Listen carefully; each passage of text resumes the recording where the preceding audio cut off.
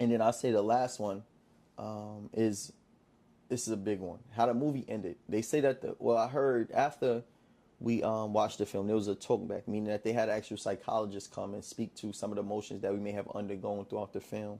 And I thought it was important. I actually should have stayed to have a conversation, but I actually wound up leaving. But the way the film ended was Pete won the long walk. Sorry, spoiler alert. And at the end, he wound up shooting the major for Ray, right? And there's a story being told. I'm not going to get too much into it because I want to spoil the movie in itself.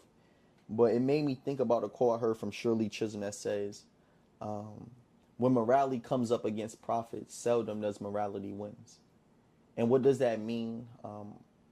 Is that when you have to make a choice between money and what is deemed to be right or wrong, often many people will pick the money, whether it's against their morals or not.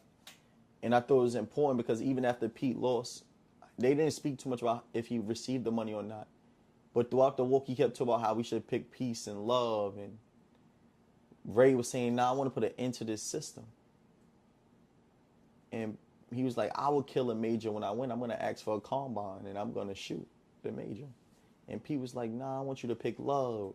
And then at the end, it seemed as though, and how I interpreted, was that Pete had to make a decision between being glorified for winning the long walk and receiving the money, or finding ways to put it into the game. And I made this analogy, and I don't want everybody may interpret it different, but through killing the mayor, it was like killing the mayor or the major. It was more like putting it into the game.